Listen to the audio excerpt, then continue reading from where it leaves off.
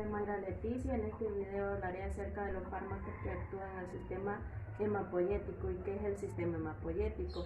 Es el sistema encargado de la formación de la sangre. Este en sí está compuesto de 3 elementos básicos, como lo es los glóbulos rojos, los glóbulos blancos y las plaquetas. Los fármacos antianémicos tenemos lo que es el hierro.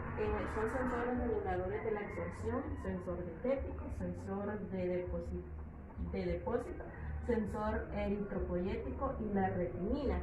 En las consecuencias de la eficacia de hierro tenemos las siguientes, como la deficiencia nutricional más prevalente en el mundo, más afectado en niños y mujeres, disminuye capacidad de trabajo físico, alteraciones de la inmunidad celular, mayor riesgo de parto prematuro, mayor mortalidad perinatal, retardo del crecimiento, disminución de capacidad de concentración, disminuye el rendimiento intelectual. Esto sucede cuando hay falta de hierro, o sea, estas son las consecuencias que se ven por la falta de hierro en las personas. En las presentaciones del hierro oral tenemos la presentación en sulfato ferroso en tableta miligramo 325 y en hierro elemental miligramo 65.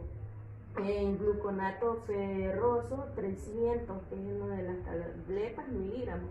En hierro elemental en miligramos 34. En fumarato ferroso tenemos en tabletas miligramos 325 y en hierro elemental miligramos 106. En los efectos adversos tenemos la hipertensión arterial, la cefalea, las náuseas, la artralgia, el síndrome tipo influencia vía endovenosa, las reacciones locales, eventos tromboembólicos, las convulsiones y aplasia celular. La anemia se define como una disminución en la concentración de la hemoglobina en los eritrocitos. Los tipos de anemia tenemos la anemia ferropénica, que es la anemia más frecuente. Tenemos la anemia por deficiencia de vitaminas, como es el déficit de la vitamina C y de la vitamina B. Tenemos la anemia de las enfermedades crónicas, como por ejemplo la de la insuficiencia renal. Tenemos la anemia aplásica, que esta es grave por la reducción de la capacidad de la médula ósea. Tenemos la clasificación morfológica, las microcíticas, las normocíticas y las macrocíticas. La neuropenia, tenemos los neutrófilos, que son las principales células defensoras de las infecciones bacterianas. Las causas de neuropenia, que es la quimioterapia, el mielosupresora, analgésicos y AINES. En los antibióticos tenemos la sulfa, tenemos la cloranfenicol, la penicilina semisintética y cefalosporina. Tenemos los antipsicóticos, en los anticonvulsionantes, antagonistas H2, LES, artritis reumatoide, procesos malignos, virus y tuberculosis. En el tratamiento tenemos el factor estimulante de colonias de granulocitos, GCSFI, GMCSF, factor estimulante de crecimiento de granulocitos y macrófagos. En los efectos adversos tenemos el dolor óseo, el síndrome de trasudado capilar, pulmonar con edema pulmonar e insuficiencia cardíaca, fiebre, cefalea y malestar.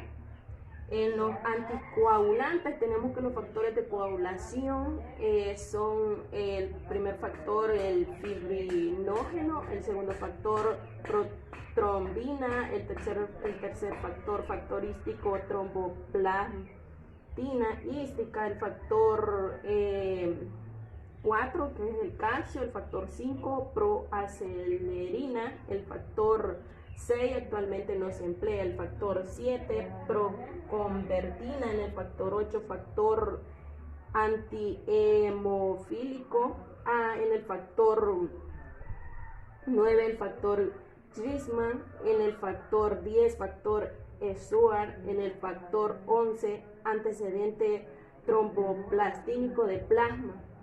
En el factor 12 tenemos el factor Aeman o de contacto, el factor 13 factor estabilizante de la fibrina, precalcreína y sinógeno de alto peso molecular y el factor von Willebrand. Parina, glucosaminogluconato. En los efectos adversos tenemos el margen farmacoterapéutico estrecho, el principal combinación de la hemorragia, poco frecuente pero grave, el trombocitopenia, trombosis paradójica, el osteoporosis a largo plazo, más de 3 meses, y tenemos la deficiencia de mineralocorticoides a largo plazo.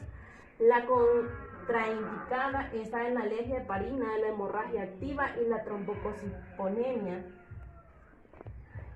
púrpura y la hipertensión arterial grave, la hemorragia endocranial, las úlceras, la amenaza de aborto, tuberculosis activa. El tratamiento, la protamina 1 miligramos, 100 o heparina no exceder más de 50 miligramos, la heparina de bajo molecular. Se obtiene por fraccionamiento por hidrólisis química o por despolimerización de heparina no fraccionada. En la warfarina, efectos anticoagulantes de la warfarina pueden contrarrestarse con dosis bajas de vitamina K, efectos adversos de la hemorragia, dosis antiplaquetario, la necrosis cutánea, trombosis extensa, microvasculación, deficiencia de proteína C y S. Tenemos la heparina simultánea, evita necrosis cutánea y el efecto teratogéneo.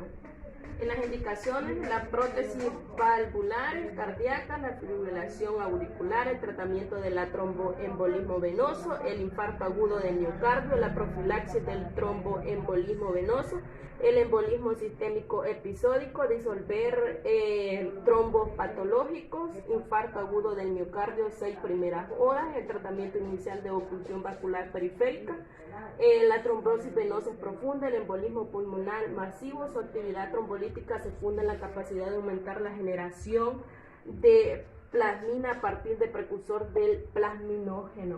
En los agentes trombolíticos tenemos estreptocinasa, urocinasa y el complejo activador plasminógeno estreptocinasa anisoilado. En los trombolíticos tenemos la estreptocinasa, en el complejo activador plasminógeno estreptocinasa y la urocinasa. En los antiplaquetarios tenemos que son activadores fisiológicos de las plaquetas, inhibidores fisiológicos de las plaquetas. En el clopidogrel tenemos que el bloqueo de la unión del ADP a su receptor P2 y 2 es más potente que ciclopidina, el persistente de 7 a 9 días de suspendido y inhibe síntesis de tromboxano estimulado en la producción. Y en sí los fármacos que actúan en el sistema hemapoyético están más que todo para contrarrestar lo que es la anemia.